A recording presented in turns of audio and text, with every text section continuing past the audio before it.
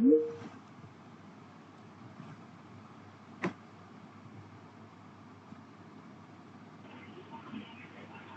hi.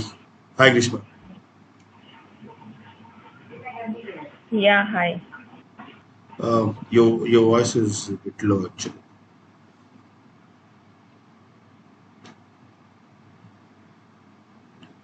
Hello.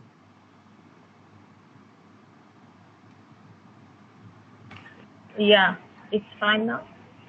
Yes, little bit. Yes, Okay. Yeah, hi. How are you? I'm good, Grishma. Thanks for asking. How are you? Yeah, good. Thank you. Yeah, as you know, this is a level one interview, technical round. So, shall we start? Yes, please. Yeah, introduce yourself. So myself, Rajesh, I'm having around 3 years of experience as a SQL database administrator. So I'm working as a junior database administrator in my team. So my roles and responsibilities are like monitoring all the tickets, alerts, and if any high availability tickets are there, any performance related, and high priority tickets are there, we have to route the ticket to the L2 team. There is a level 2 team above us. So any escalations or any priority tickets are taken care by the L2 team, and we actually do the health check for all the servers. We do monitor ticketing tool, or we do monitor the third party tools, and we also take backups of the third party tools. So all the alerts we will be taking care of. Coming to the database administrative activities, like we do work on database shrinking, installation. We also apply the patches on quarterly basis, and also we worked on the alerts like database full, and database data file full issues, log file full issues, and all the disk full activities, like whenever the D drive full or C drive full or any backup drive full.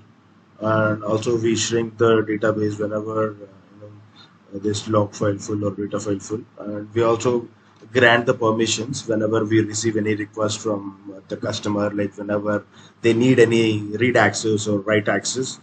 And also I have experience in configuration of log shipping. I have configured the log shipping and database mirroring also. And I didn't get a chance to configure always on, but I have a knowledge. I have a knowledge of configure always on and also clustering. And I do DB refresh activities, adding the database to the AG group, doing failovers in AG, and also I used to check the blockings and deadlocks, and I used to check the execution plan and missing indexes. But we don't have a privilege to add these indexes or changing any server level configuration values, because there is another team above us. So we only do the recommendations to the L2 team. They'll be validating and they'll be adding these production changes. And I have all these things. Yeah, good. So, can we use a developer edition for production purpose? As if developer edition has all the features same as enterprise edition, but we're not allowed to use this developer edition for production purpose, Okay. because So, it is a what is free the edition. maximum? We are not allowed to use it actually. Okay, got it. So, what is the maximum size of a database in Express Edition? Express edition is also a free edition, and we have a lot of limitations in express edition when compared to enterprise edition and standard edition. So the maximum size of a database is 10 GB actually. Okay. So, what are the system databases? Can you explain them in brief? We have 4 system databases will be created whenever whenever we configure the SQL server. There's a master database, model database, MSDB, and TempDB. So master DB, it stores all the logins information and linked servers information. And whenever the master database is corrupted, we cannot even log in into the SQL server. Model database is a template for all the user databases. Whatever the configuration values we have in user databases, that will be decided by the model database. Whenever we change something on the model database, that will be reflected to the newly created databases. And MSDB is a Microsoft database that is MSDB will contain all the SQL Server agent information, jobs information, alerts, and operator information. Without MSDB, we cannot access the SQL Server agent and we cannot configure any jobs. TempDB is a temporary database which stores all the temporary information like temporary tables, work tables, and it also acts as a RAM as a SQL RAM for the SQL Server. Whenever the SQL Server stops or restarts, it will recreate actually. All the information will be flushed out and it will recreate as a fresh database. And also we have another database called distribution database that will be created whenever we configure the replication. And we have another database called resource database that is a hidden and read-only database. It will stores all the system level configuration information. It will be useful for smooth upgradation. Okay. Do you have an idea about profiler, right? Yes. What is the least privileged access required to enable the profiler? A sysadmin can enable the profiler, but if you ask a least privilege access, that is alter trace permission we required. Okay. What is the difference between the login and a user? See, if you want to enter into the SQL Server, we need a proper authorization. So at the server level, we have a login. At the database level, we have a user. So there is a proper connection between the login and the user. See, without a login, user cannot work. So user is always dependent on the login. So we have different server level roles and we have different database level roles. Like at the server level, we have a sysadmin. At the user level, we have a DB owner. So if we create a login at the server level, we have a privilege over the server. We can do any activities at the server level. We have a user level permission. We can do such an activities like database level, like taking a backup of the database, reading the data, the table, updating the data at the table level. So like this. Okay. Can you explain me the DB refresh process? So we do DB refresh activities, on the weekly basis to maintain the consistency between the production and the data. Whatever the data is, is updated on the production data. The same data we are, transferring to the test server. Process of DB refresh. So first we have to do is like we have to check is there any automatic backups are happening on the server. If any backups are happening, we have to take a copy only backup on the source server and we have to move this copy only backup to the destination server, which is a test server, and then we have to restore it with the recovery. So before restoring, we have to take a backup of the users on the destination server, because whenever we do the restore, all the existing permissions will be lost. So that's why we have to take a backup of all the users on the destination database. Then we have to do the restore with recovery. After successful restoration process, we have to restore all the existing permissions that we have taken a backup, right? All the permissions we have to restore, and after that we have to check if there is any orphan users are existed or not. If there is any orphan users are existed, so we have to fix them by using, we can use the update one option, or we can use the autofix option, or else we can create a login using with the same ID. That is also we can use it. So after the DB refresh, if there is any post refresh we have to do it, like if there are any security related options we have to enable. That is depends upon the client requirement. Yeah, that's it. Yeah, okay. So I have one scenario based question to you. I have tried to restore a 2 terabyte of database backup, but it failed after running for 2 hours. So how can you validate that database backup before the restore process? Okay. So before restoring a database, if it is a huge database backup, before restore, we can validate it. We have a restore verify only option, and also we have a restore header only option. If you use the restore verify only option, what it will do is it will verify the backup file and it will show you like if it is a valid or not. If you use the restore header only option, it verifies the backup and also give you the more information about the database backup. Like if it is a full backup or a differential backup or a log backup, or which database backup it is, and what is the expiration of this database backup, and what is the recovery model of it. So every information it will be showing if you use the restore header only option. Okay. So what happens if you restore a database using with restricted user option?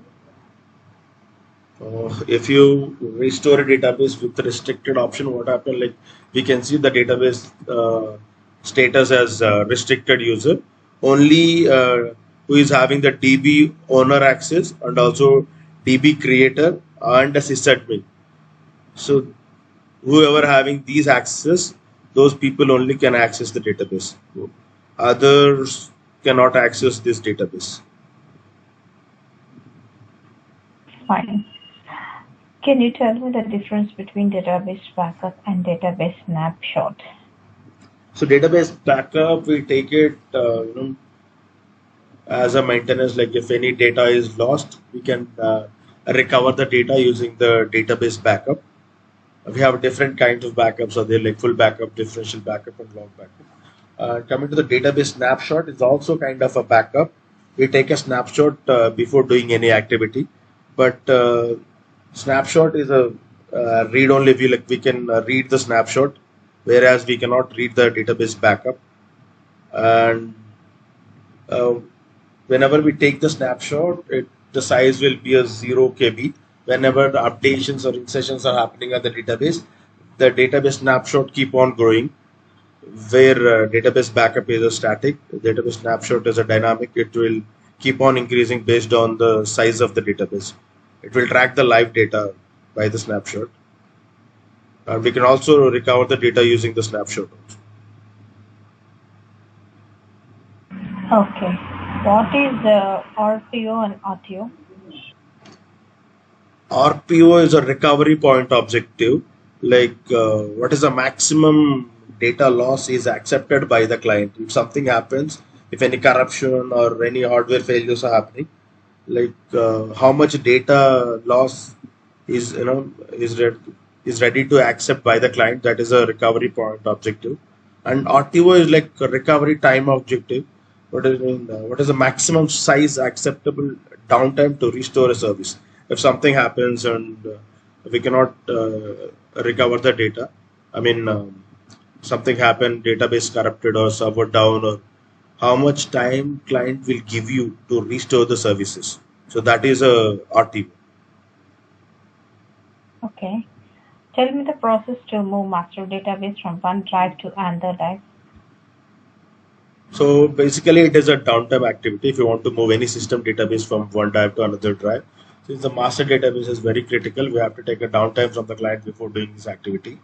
So first thing we have to do is we have to go to the SQL Server Configuration Manager, and then we have to go to the startup parameters. There we can see the startup parameter like -d for data file, -l for the log file, and -e for the error log.